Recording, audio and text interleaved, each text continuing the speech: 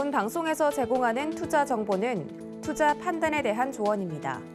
방송에서 제공하는 주식의 가치, 가격 상승 및 가격 하락에 대해서는 방송사에서 보장하지 않습니다.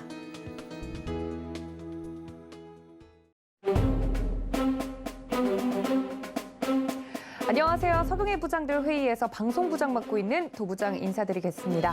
자, 오늘도 두 분의 부장님들 모시고 부서별 회의를 좀 진행을 해보도록 할 텐데요.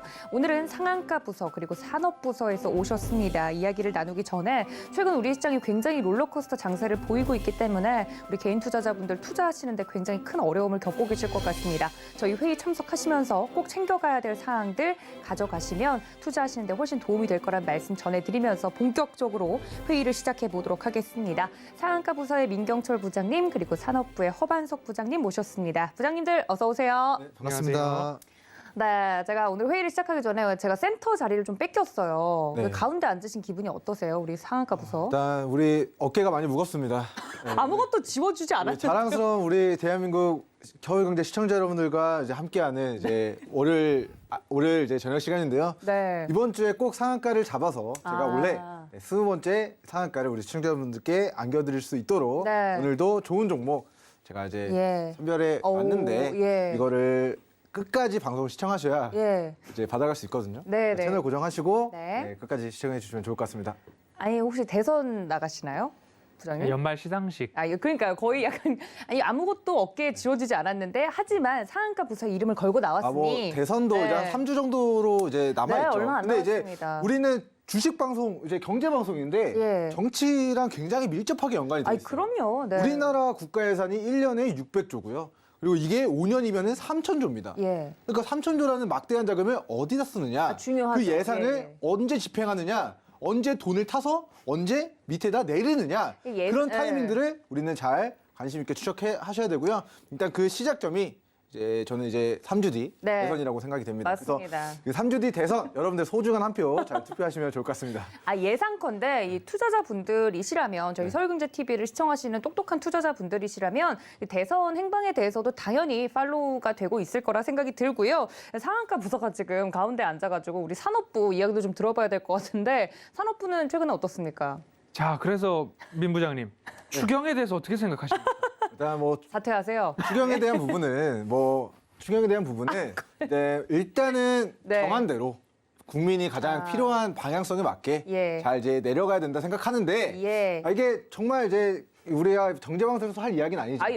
지금 그럼 여기까지만 듣고. 그러니까요. 이제 리모컨 돌리다가 우리 깜짝 놀랐을 상한가 거예요. 부장님이 이렇게 진지합니다. 그래서 상한가도 잘 잡아내시고 이렇게 방송도 하고 계시기 때문에 오늘 센터에 좀 가시지 않았나 생각이 들고요. 시장이 러시아, 우크라이나, 미국 이런 이야기들이 나오면서 여기에 모든 초점이 쏠려 있습니다. 그래서 미국 시장도 오늘 휴장이고 해서 무언가 기준점이었기 때문에 선물 시장이 반등이 나오기는 했지만 현물 시장에서 그런 것들을 눈으로 보기 원하는 글로벌 증시, 우리나라 증시의 모습이 아니었나라는 생각이 들면서 너무 확실한 베팅을 하기에는 여러 가지 어려움들, 변수가 많다. 그래서 조심을 좀 하시는 게 어떤가라는 생각 먼저 말씀드리겠습니다. 네, 우리 산업부에서도 이야기를 좀 해주셨지만 대선뿐만 아니라 지금 글로벌 정세가 굉장히 시끄럽습니다. 거기에 국내 증시가 직격타로 좀 영향을 받으면서 롤러코스터 장세를 보이고 있는 게 사실인데요.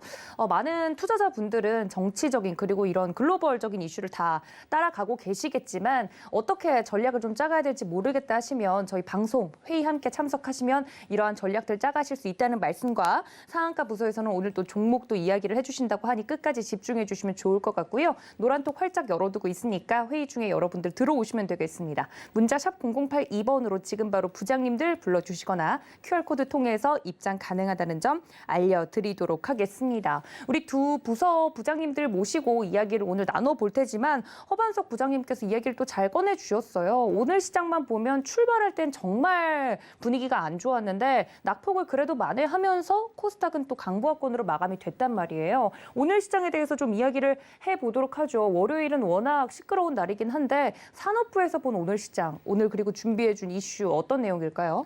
장 시작하기 전만 하더라도 주말을 보내면서 우크라이나와 러시아의 긴장에 대한 고조가 있었습니다. 그렇기 때문에 뭐 사망자가 발생을 했다.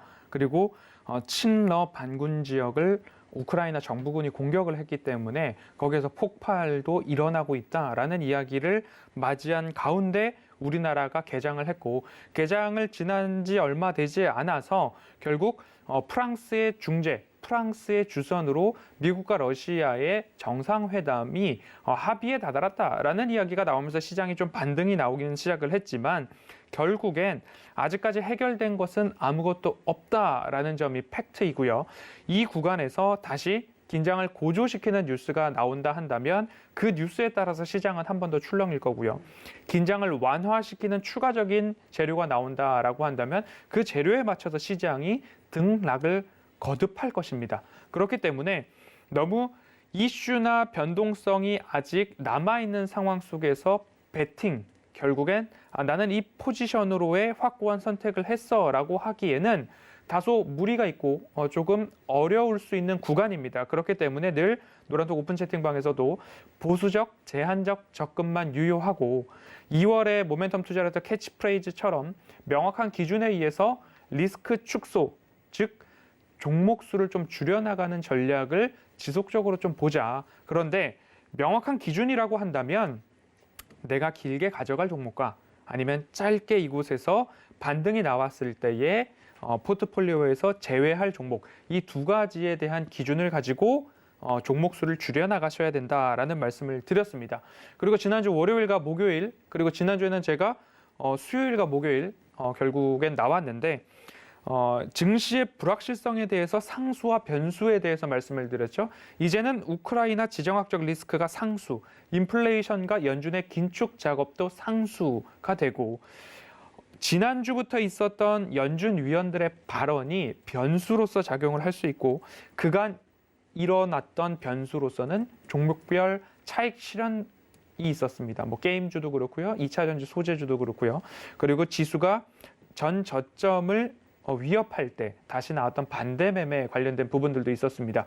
여러 가지 상수와 변수들이 있는데, 상수라는 것들은 결국 회색 코뿔소다라는 말씀도 드렸습니다. 네. 멀리서부터 다가오고 있는 위험이 있는데 그 위험을 보고서 나를 치고 가시오라고 가만히 서 있는 사람은 없다라는 거죠. 그러면 회색 코뿔소는 예상 가능한 위험인데 그 위험이 눈에 보였기 때문에 위험을 회피하기 위한 매매들, 이 시장에서 나타났다라고도 좀 보시면 좋을 것 같습니다.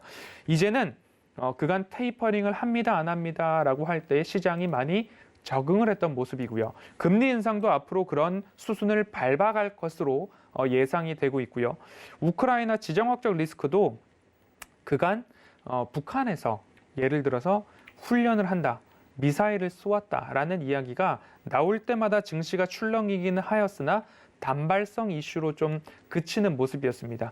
러시아와 우크라이나가 전 세계에 미치는 경제적 파급 효과, 결국엔 원자재와 뭐 천연가스 여러 가지 분야가 있는데 글로벌적으로 차지하고 있는 비중도 있지만 그 안에서 특히 원자재 그리고 유럽을 향한 것들이 조금 더 크기 때문에 마크롱 대통령도 앞서서 조금 이 사태를 해결하기 위한 발빠른 대응을 한 것이 아닌가라는 생각이 또 들기도 합니다. 앞으로는 이 전쟁 리스크도 마찬가지로 시장이 좀 적응을 해 나가지 않을까라는 생각을 좀 조심스럽게 하게 됩니다. 그래서 전략적으로 위험을 회피하고 있는 모습은 맞지만 우리가 여기서 베팅을 하기에는 숏도 그렇고요, 롱도 그렇고요, 무언가 베팅을 하기에는 조금 다소 부담스러운 모습이 있다라는 생각이 듭니다. 그 예를 한 가지로 본다면 외국인들의 풋옵션 선물 수급에서도 좀 볼 수가 있을 것 같습니다.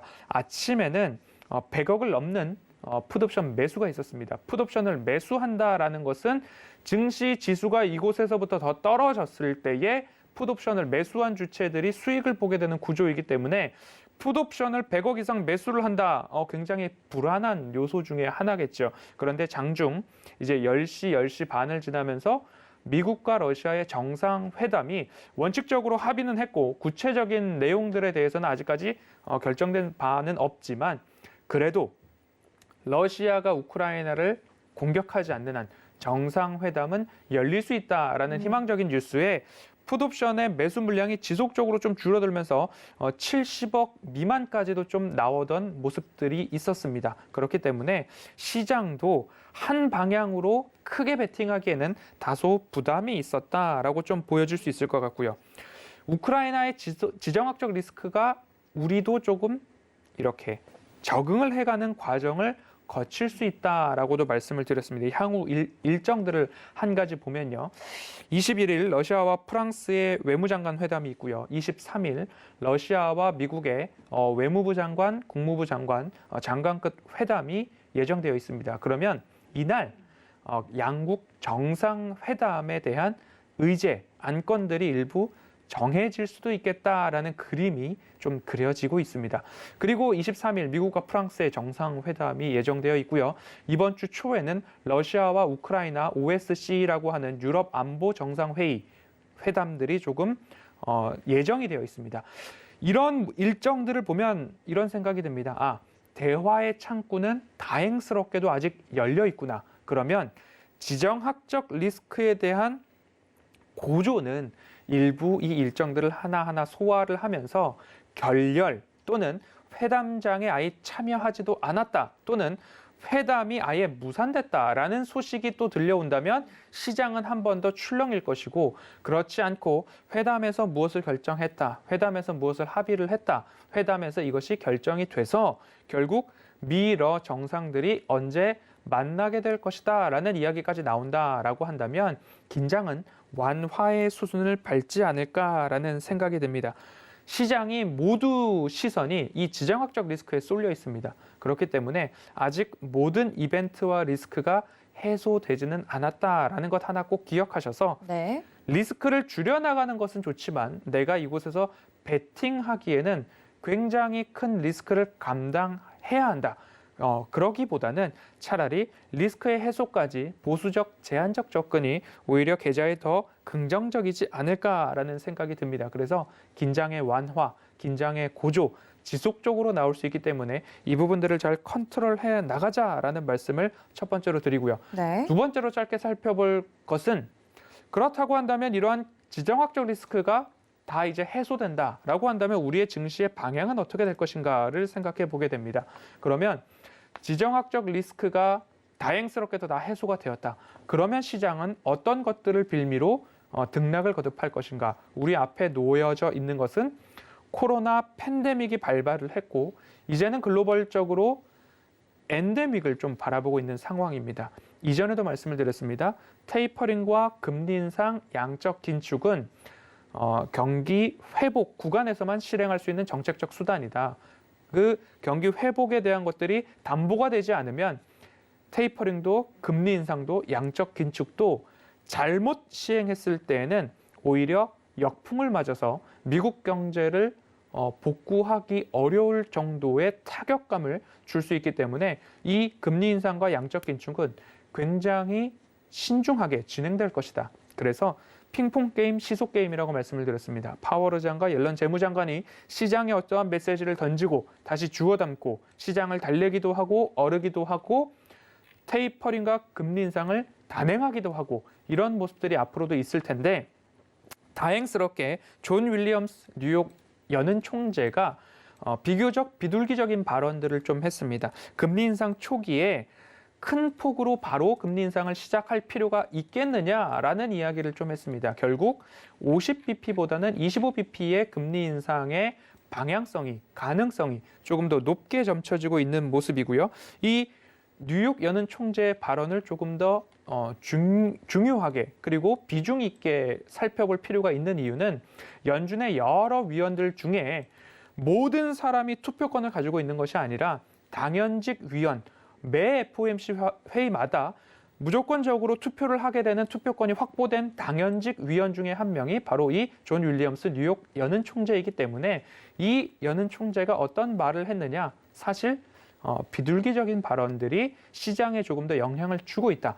앞으로도 여타 위원들의 발언, 연준 위원들의 발언들이 예정되어 있습니다. 이번 주에도 예정이 되어 있기 때문에 그 발언에 따라서 시장이 등락을 거듭할 수 있겠지만 앞서서 말씀드린 지정학적 리스크가 먼저 큰 파도를 만들고 있기 때문에 그 파도부터 잘 견디어내고 그 이후에 우리가 바라볼 것은 연준의 긴축 과정, 금리 인상 과정, 이 발언들도 보충적으로 우리가 방향성과 시선을 잘 체크해 놓아야 하는데 다행스럽게도 비둘기적 발언들이 좀 나왔고 그래서 시장에 참여하는 채권 투자자들은 3월 50bp보다 25bp 금리 인상 확률을 이제는 80%까지도 추정을 하고 있다라는 집계와 데이터들이 확인되고 있습니다. 그래서 러시아, 우크라이나 지정학적 리스크는 큰 파도이고 큰 파도가 지나가고 나면 우리에게 올 작은 파도는 금리 인상과 양적 긴축에 대한 부분 스케줄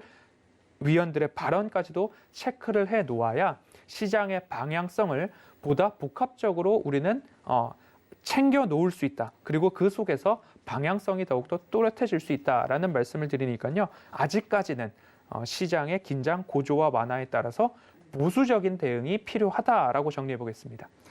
네, 우리 시장을 짓누르고 있는 커다란 두 개의 파도에 대해서 좀 이야기를 해주셨는데 지금 체감적으로 느끼기에는 이 러시아와 우크라이나의 지정학적 리스크가 가장 큰 압박을 주는 파도인 것 같고 그리고 또 계속 생각을 해야 되는 게 연준의 그 금리 인상과 관련된 부분 다행히 좀 비둘기적인 이야기들이 나오고 있어서 그나마 이 지정학적 리스크보다는 덜 시장을 누르곤 있지만 계속 상주하고 있는 것이기 때문에 우리가 인식은 해야겠다라고 이야기를 해드렸습니다. 말씀해 주신 것처럼 사실 이 지정학적 리스크 이슈가 러시아와 우크라이나 이야기뿐만 아니라 우리나라는 북한이라는 존재가 또 있기 때문에 늘 상존하고 있는 개수는 맞지 않습니까?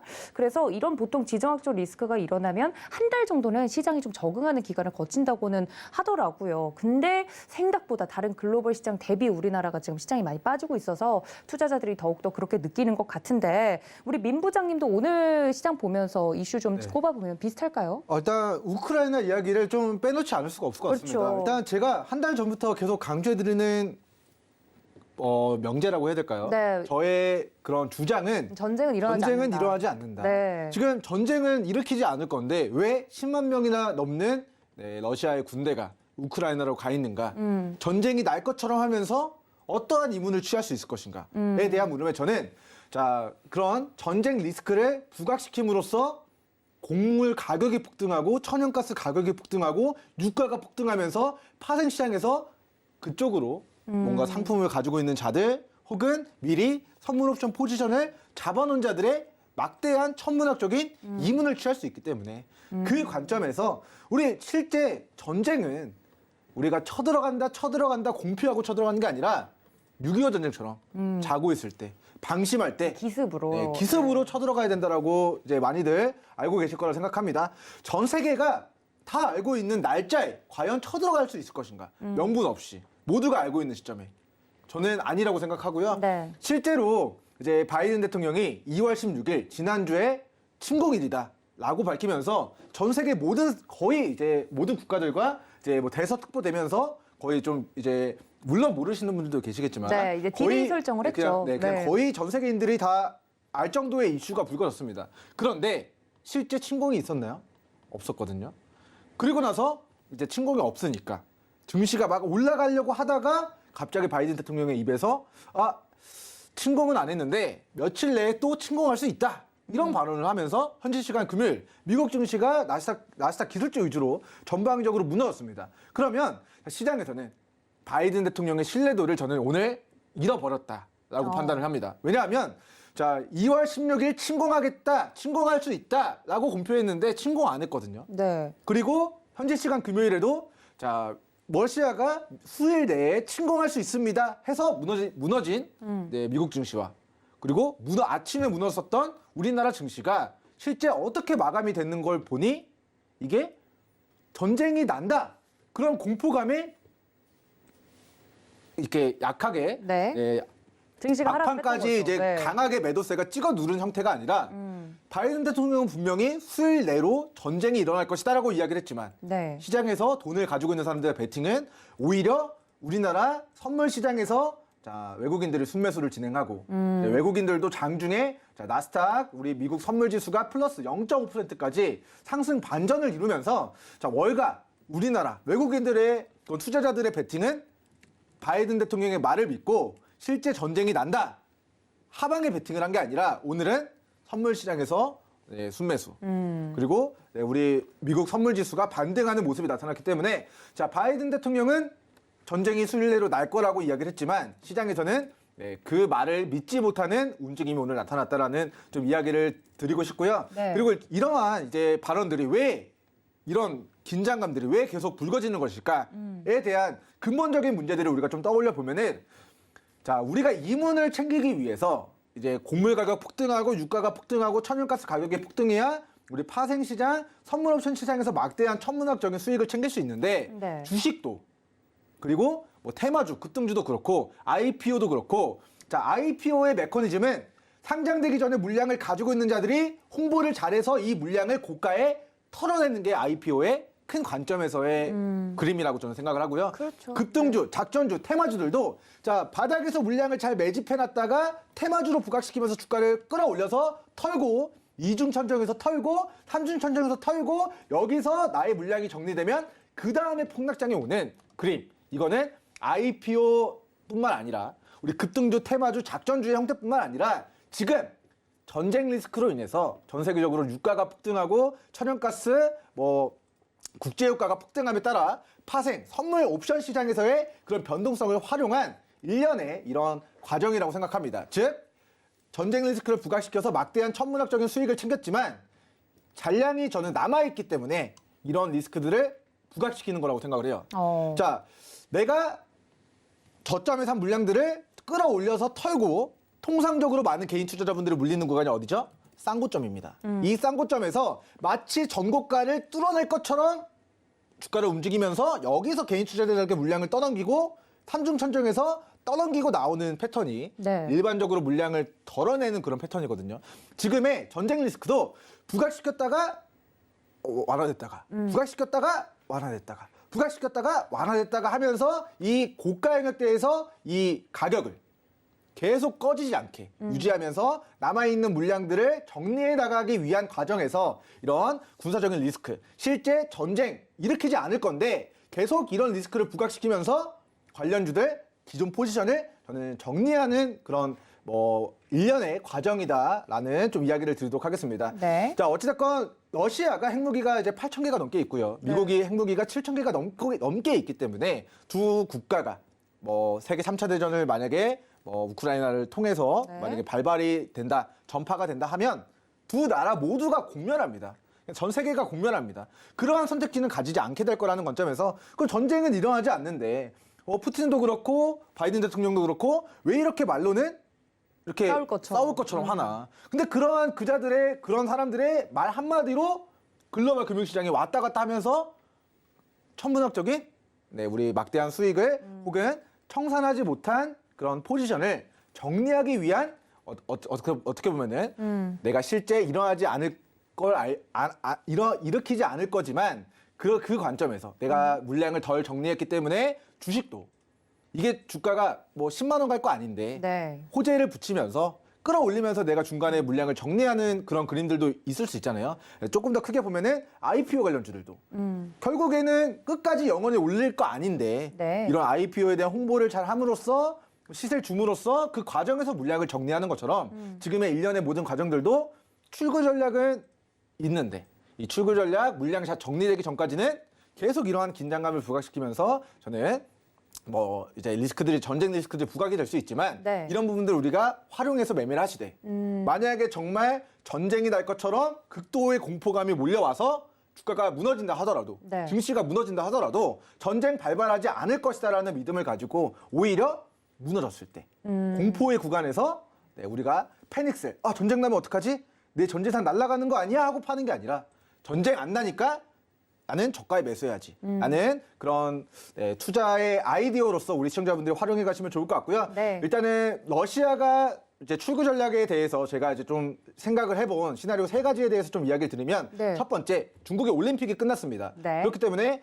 중국이 다시 한번 미국과 미중 무역 전쟁에 대한 갈등을 부각시키면서 러시아가 중재해주면서 여론을 반전시키고 이러한 일련의 모든 사태들이 마무리되는 그림. 네. 두 번째는 북한이 지금 중거리 탄도미사일을 쐈는데 곧 있으면 대륙간 탄도미사일 ICBM에 대한 이제 핵실험에 대한 예고도 진행한 상황입니다. 그런 것들을 미국의 이제 ICBM 대륙간 탄도미사일을 쏘거나 핵실험을 진행했을 때 북한과 미국의 갈등을 러시아가 중재해 줌으로써 나는 전쟁을 일으키려고 했던 게 아니다. 평화를 원한다. 이런 쪽으로의 포장을 하면서 이러한 일련의 모든 사태들이 마무리되는 가능성. 네. 마지막 시나리오는 지금 이란과 미국이 핵 협상을 진행하고 있는데 그렇죠. 갑자기 이게 불발되면 이란발 전쟁 리스크가 또 부각이 될 수 있어요. 그럼 이런 것들을 러시아가 또다시 중재를 쓰면서 착하게 전쟁 나지 말고 잘 지내보자 하면서 마무리가 되는 우크라이나 이런 침공에 대한 우려도 자연스럽게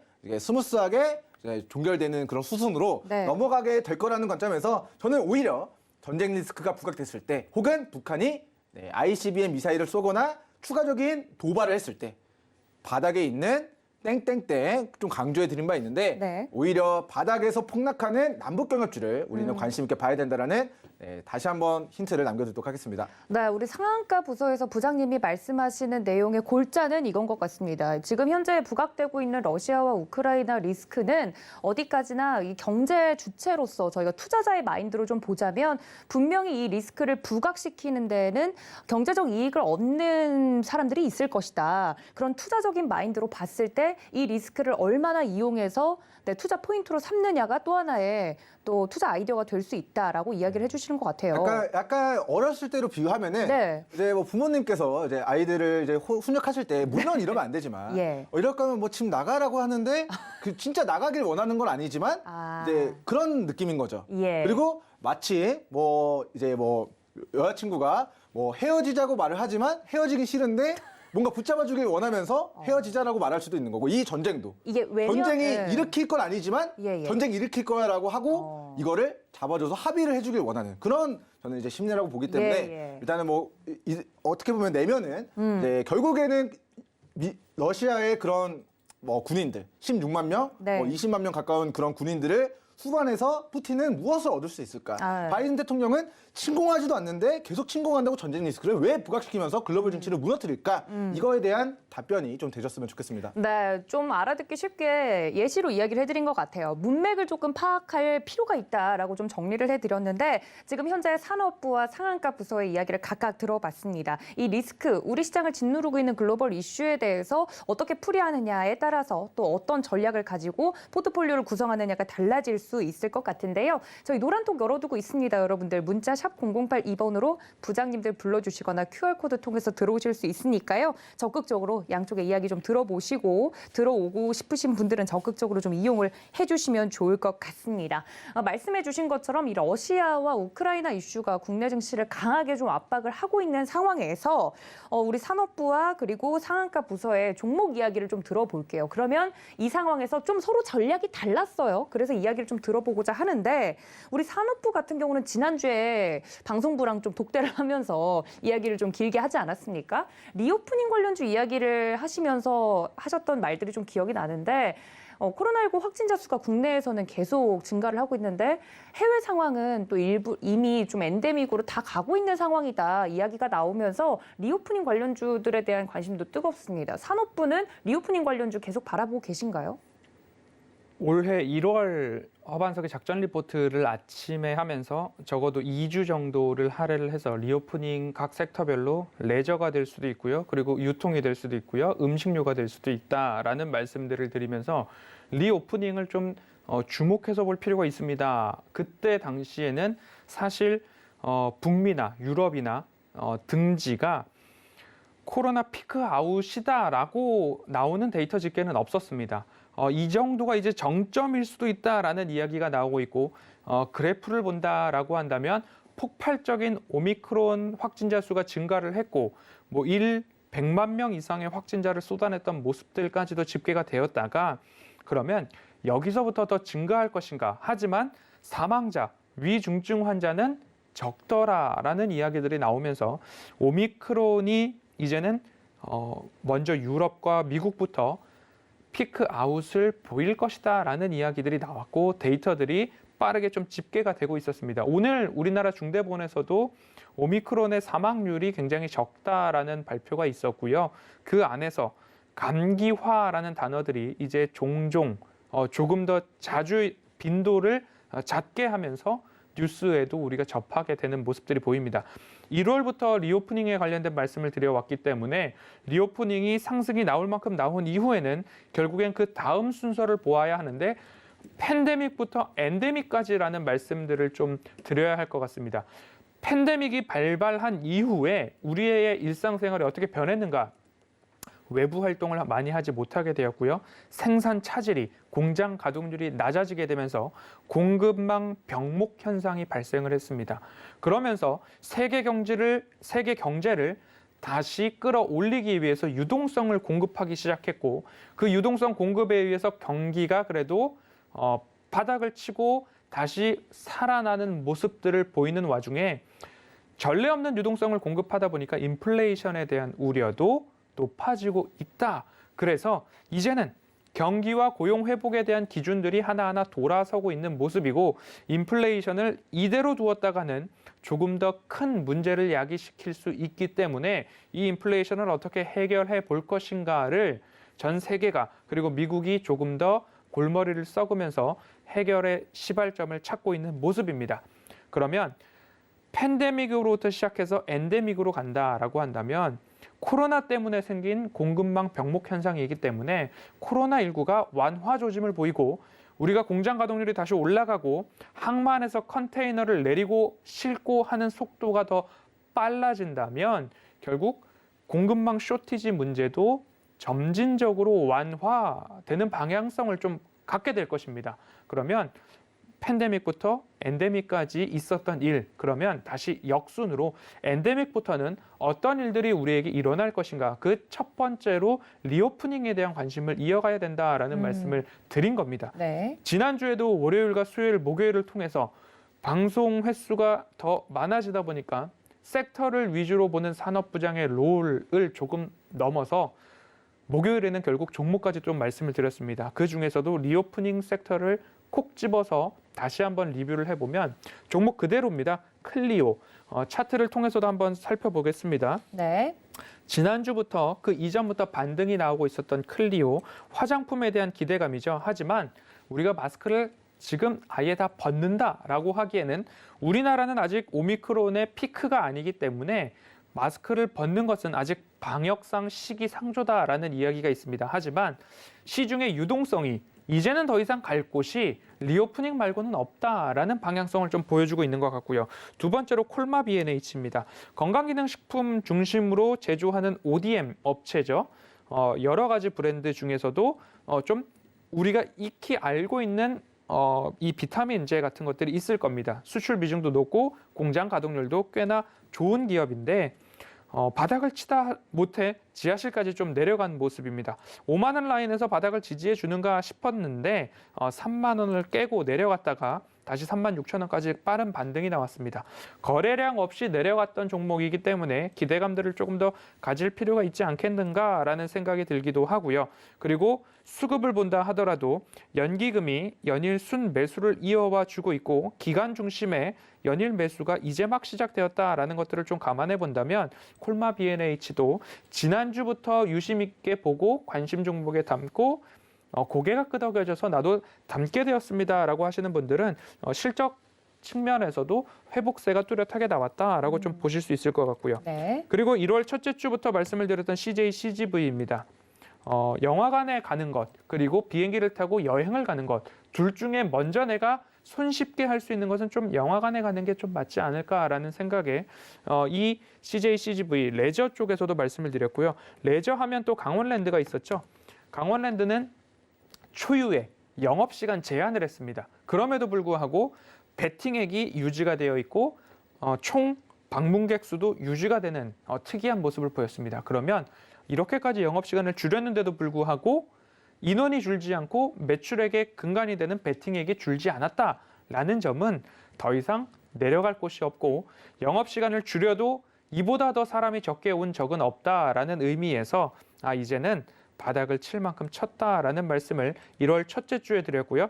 1월 달부터 꾸준히 등락을 하면서 우상향 추세를 유지하고 있는 모습 그리고 국내 유일의 내국인 방문 가능한 카지노였다라는 부분도 볼 수 있을 것 같습니다. 그 이후로는 리테일 업체 중에 BGF 리테일과 GS 리테일 말씀을 드렸고요. 바닥을 다지는가에 대한 부분들 확인이 조금 더 필요한 구간이다. 그리고 이미 상승이 나온 BGF 리테일 업계 1위의 면목을 보여주고 있다라는 부분 볼 수 있을 것 같고요. 호텔신라도 오늘 그리고 전일 그리고 1월 달 바닥을 찍은 이후부터는 꾸준히 상승세가 나오고 있다. 하이트진로는 모든 분들이 알고 계시듯 주류 소주값 인상에 대한 이야기들이 나오고 있고요. 여기에 이어서 맥주값도 인상을 한다라는 이야기가 나오고 있어서 팬데믹에 대한 업소용 채널 비중이 조금 높은 곳이 하이트진로고 롯데칠성 같은 경우에는 가정용 비중이 좀 높았기 때문에 주가 추이가 조금 달랐는데 엔데믹에 대한 이야기가 나오자 3만 원 구간에서의 바닥을 찍고 다시 곧장 반등이 좀 나왔다라는 모습들을 볼 때에 네. 앞에 서 있는 전 고점 영역까지 일부 이제 도달을 했기 때문에 여기서 다시 한번 수급의 갈림이 나올 수 있겠습니다. 여기에 대해서는 외국인 수급이나 기관 수급에 꾸준한 매수세가 있는가를 보시면서 너무 조급하게 매도할 필요가 있겠는가 하지만 내가 주력으로 가져가야 될 종목과 앞으로 이 이후의 모습을 본다라고 한다면 최소 바닥에서부터 3만 원에서부터 현재 3만 6천 원 언저리까지 20% 이상의 상승률을 보여주었기 때문에 나의 수익률에 따라서 리스크 축소, 종목 수 줄이기로 대응하는 매물도 분명히 있을 것이다. 왜냐? 직전 전고점까지 왔기 때문에 이런 말씀 좀 드리고 싶고요. 네. 오늘 방금 말씀드렸던 종목들 중에 유일하게 상승이 나오지 않은 종목 중에 하나는 LG생활건강입니다. 조금 시총이 무겁고 길게 보셔야 된다라는 말씀을 드린 만큼 이 구간에 있어서는 차라리 매직 구간으로 좀 보는 게 맞지 않을까라는 말씀을 좀 드립니다. 결국 팬데믹부터 엔데믹까지에 대한 말씀을 드렸고요. 지난주 증시에서 굉장히 중요한 유의미한 이야기를 좀 드렸었습니다. 도앵커님, 네. 외국인들의 수급이 굉장히 유의미하게 들어왔다라는 말씀을 드렸고요. 네. 또 한 가지는 상승 종목 수가 최다 종목을 수를 기록을 했다. 네. 그러면 그 이후에는 통계적으로 상승 확률이 높았습니까? 하락 확률이 높았습니까? 상승 확률이 높았습니다. 네, 지난주 내내 이 이야기를 좀 드렸었으니까요. 네. 이제 우크라이나 지정학적 리스크가 해소되고 나면 작은 파도인 긴축과 금리 인상에 대한 이슈가 남았습니다. 하지만 시장의 방향성에 대해서는 다음 주 이제 미국 시장의 휴장을 마치고 그 결과에 따라서 우리 시장이 어떻게 움직이는가 그 와중에도 외국인 수급을 좀 중요시하게 보시는 게 좋겠다라는 말씀을 드리고 싶고요. 지금 실시간으로 러시아 지수가 굉장히 많이 6% 이상 좀 빠지고 있는 모습들이 나오고 있는데 미국 선물은 1% 미만으로 좀 다시 내려왔습니다. 우리 시장의 장 마감 이후에 0.8%, 1% 가까운 상승을 보이던 미선물 지수가 다시 전환을 했습니다. 러시아 지수는 6% 이상 빠지고 있는데 결국 우리나라 증시뿐만 아니라 글로벌 모든 증시가 우크라이나 지정학적 리스크의 고조냐 완화에 따라서 등락이 심하다라는 반증이 되고 있기 때문에 내일 시장도 이번 주 시장도 23일 러시아와 미국과 러시아의 외무부 장관급 회담 결과를 볼 때까지는 보수적, 소극적 대응이 지속적으로 필요하겠다라는 말씀 드리겠습니다. 네, 산업부의 리오프닝 관련주들에 대한 이야기까지 좀 들어봤습니다. 다양한 종목들이 나왔어요. 클리오부터 그리고 지금은 약간 매물대를 쌓아오고 있는 LG생활건강까지 종목들에 대한 리뷰를 좀 쭉 해드렸는데 네. 우리 민 부장님은 리오프닝주 어떻게 보시는지. 일단 숟가락을 잠깐 제가 얹어서 일단은 얹기만 하는 거 맞죠? 네. 지난주에 제가 화장품 관련주 이제 니더스 코스메틱 우리 시청자분들에게 상한가를 잡아드렸습니다. 2주 전 금요일에 화장품 관련주 우리 4개년도 연속 적자 기록했다 해가지고 관리 종목 지정사유 될 수 있다. 하지만 이거 여기서 매수를 해야 된다. 매수를 해야 되는 이유 7가지 근거에 대해서 친절하게 공개 방송까지 해가지고 우리 화장품 관련주 우리 바닥에서 사야 됩니다. 그 이유에 대해서 설명을 드렸고 실제로 지난주에 저에게 18번째 상한가를 올해 안겨준 종목이 니더스 코스메틱이고요. 니더스 코스메틱 다음에도 뭐 19번째 상한가 종목을 잡긴 했습니다만 네. 이번 주에는 20번째 상한가를 잡아야 됩니다만 네. 어찌됐건 리오프닝과 관련해서 좀 이제 이미 상한가를 잡아냈고 관련된 종목군들 우리 단타도 다 노려봤고 종가 베팅으로 수익도 다 냈기 때문에 리오프닝 관련주 그 다음은 어떤 부분들을 우리가 관심 있게 봐야 될까에 대해서 제가 조금 한마디를 좀 엎도록 하겠습니다. 네. 자, 리오프닝이 우리 허만석 위원님께서 이야기하신 것처럼 리오프닝 시대가 도래하게 되면은 공급망 병목 현상이 해소가 되고 중국에 있는 공장들이 빠르게 돌아갑니다. 그렇죠. 빠르게 경기 회복을 해야 되거든요. 그렇게 되면은 내년에 뭐가 올까요? 우리나라에 막대한 황사가 옵니다. 미세먼지랑 막대한 황사가 와요. 아, 생각지도 못했네요. 네. 예, 그러면은 그때 당시에 우리나라 국민들의 마음은 환경오염, 환경규제. 그러면서 다시 맞습니다. 지금은 이제 수소에 대한 부분이 예.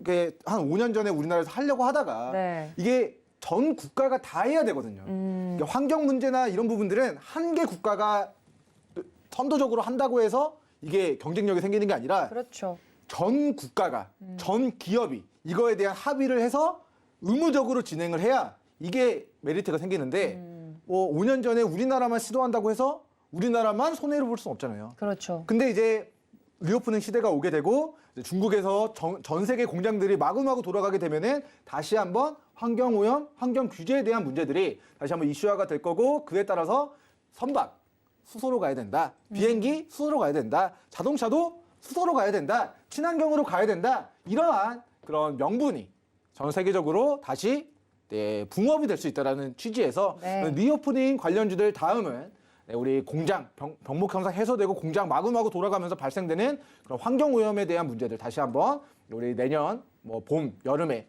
정말 엄청난 중국으로부터의 매연과 미세먼지와 그런 부분들이 오게 되면서 이제 우리나라에서도 이슈화가 될 것이고 전 세계적으로도 앞으로는 이제 수소와 관련된 이슈에 대한 부분이 이제 뭐 한 개 국가, 한 개 기업이 한다가 아니라 이러한 부분들에 대한 합의가 논의되는 시점에 다시 한번 수소 관련주 시대를 거둘 수 없는 흐름. 2차 전지 관련주로서의 햄버거 말고 우리 텐베거를 놓치신 분들은 내년 수소차 관련주들, 수소와 관련된 뭔가 미래가치 가중치를 높게 터트릴 수 있는 종목군들을 우리 관심 있게 보시면 네. 좋을 것 같다라고 큰 그림에서 투자 아이디어에 대해서 제시를 해드렸고요. 네. 제가 오늘 우리 시청자분들을 위해서 단기적인 관점, 이거보다 조금 더 가까운 시일 내에 시세가 나올 거라고 판단이 되는 종목군들 3개를 준비를 했는데 네. 시간이 되면 세 종목 다 하고 네. 시간이 안 되면 한 종목만 진행하도록 하겠습니다.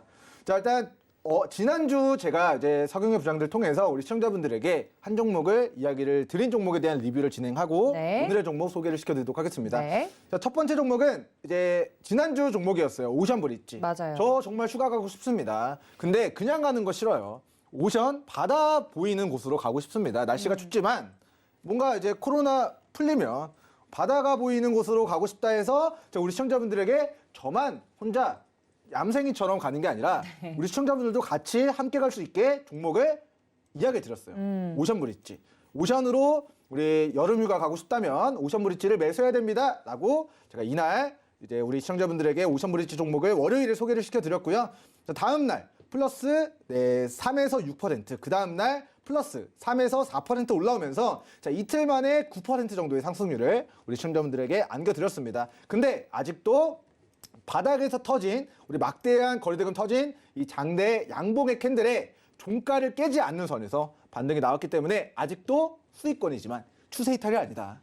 내가 지난주 월요일에 우리 윤경철 전문위원님 방송 보고 오션 브릿지 수익 내고 남은 일부 수익분 가지고 있다 하시는 분들은 우리 허반석 위원님께서도 이제 힌트를 주셨지만 오션 브릿지의 최대주주에 최대주주 하다 보면은 결과론적으로는 SK다 라는 관점에서 반도체 이제 소재 관련주로서의 그런 앞으로의 그림들 잘 공부해 보시면 좋을 것 같다. 그리고 저는 지수가 뭐 안 좋다 하는데 네. 찍어드렸던 오션 브릿지는 여름 휴가 뭐 가실 수 있을 정도로는 일단은 뭐 수익을 내드린 것 같다.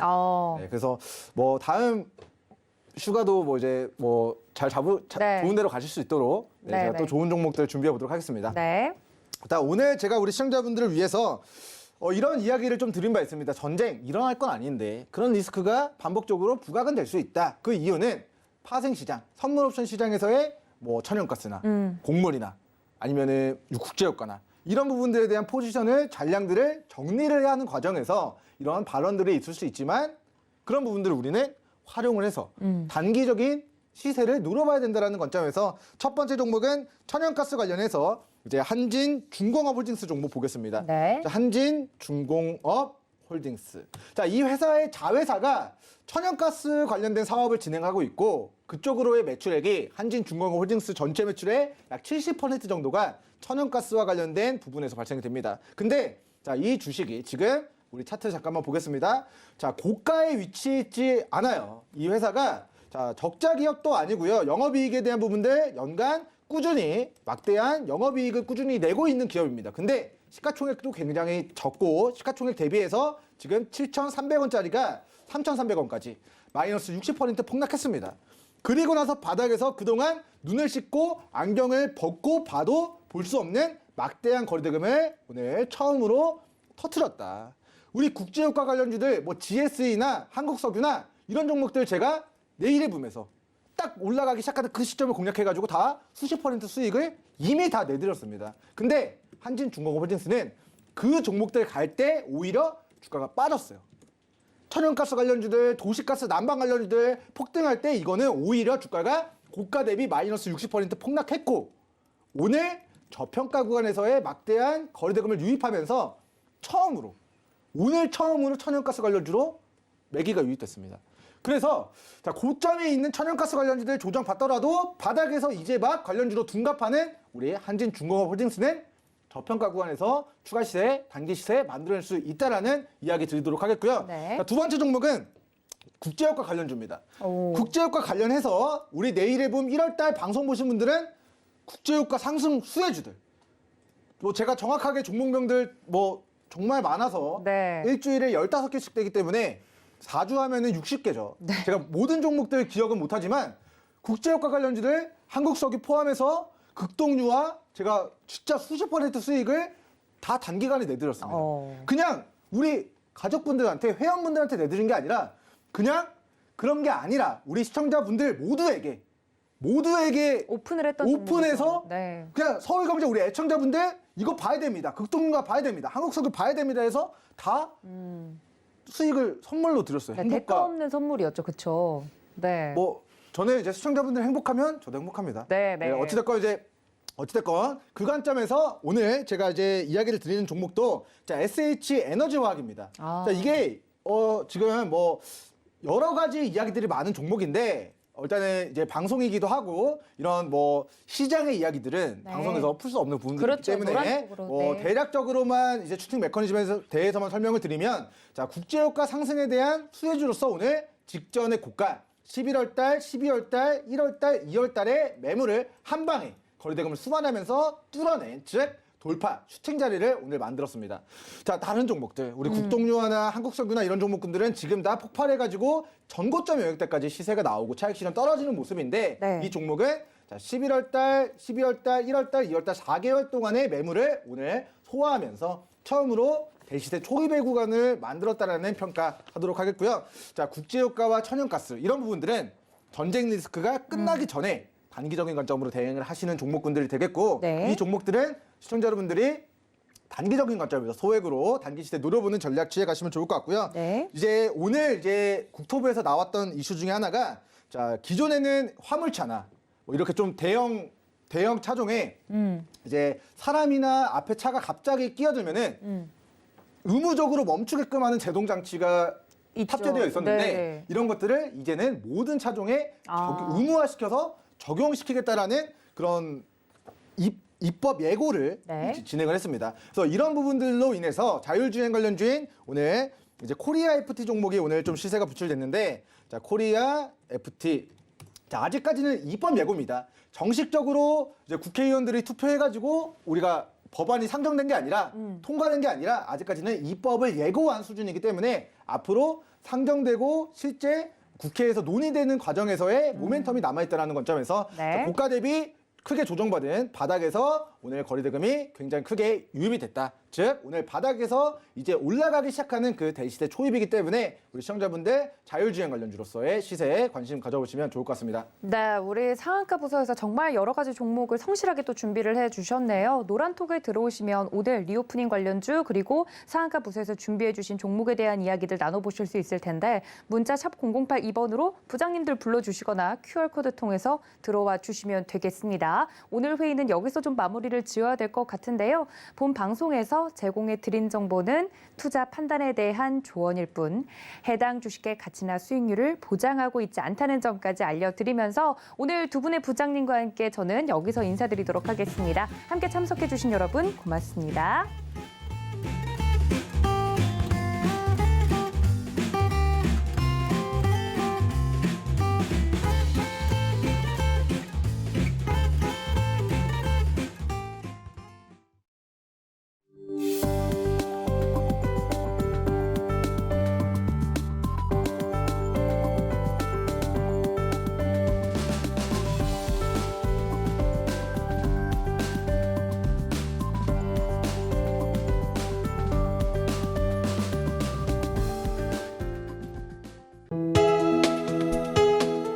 본 방송에서 제공하는 투자 정보는 투자 판단에 대한 조언입니다.